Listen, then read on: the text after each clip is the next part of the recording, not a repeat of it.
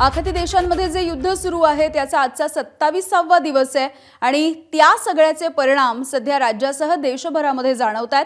आखातामधल्या जे देश आहेत त्यांच्यामधल्या युद्धामुळे व्यावसायिक गॅसचा तुटवडा देखील निर्माण झालाय। घरगुती गॅस आणि सिलेंडरसाठी गॅस एजन्सीच्या बाहेर रांगा लागल्या होत्या। आता पेट्रोल आणि डिझेलच्या तुटवड्यामुळे पेट्रोल पंपावरती देखील वाहन चालक मोठ्या संख्येने गर्दी करतात।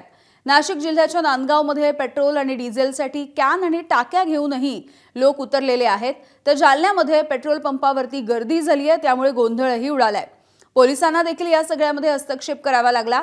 तिकडे रत्नागिरीमध्ये देखील वाहन चालकांच्या रांगा लागलेल्या दिसतात। तर छत्रपती संभाजीनगरमधली जे दृश्य आपण बघितली तर एलपीजी वरती चालणाऱ्या रिक्षांची तब्बल 2 किलोमीटर पर्यंत रांग लागलेली या ठिकाणी दिसून आली आहे। 4-4 तास त्यांचे या रांगांमध्ये जात आहेत।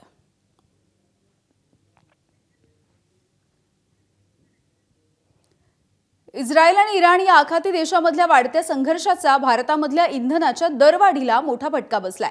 देशामधील सर्वात मोठी खासगी इंधन किरकोळ विक्रेता कंपनी नयारा एनर्जीने आपल्या पेट्रोल आणि डिझेलच्या किमतीमध्ये वाढ केली आहे। आंतरराष्ट्रीय बाजारामध्ये कच्च्या तेलाचे दर हे प्रति बॅरल $100च्या पार गेलेत। नयारा एनर्जीने पेट्रोल हे प्रति लिटर 5.5 रुपयांनी आणि डिझेल प्रति लिटर 3 रुपयांनी त्याच्यामध्ये वाढ केलेली आहे।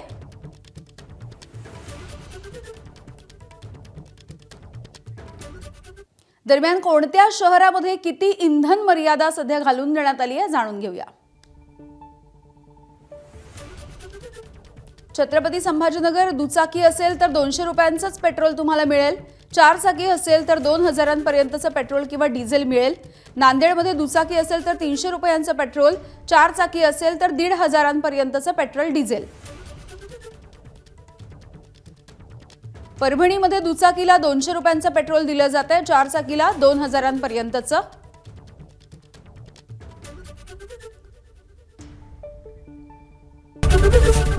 एबीपी माझा, उघडा डोळे बघा नीट।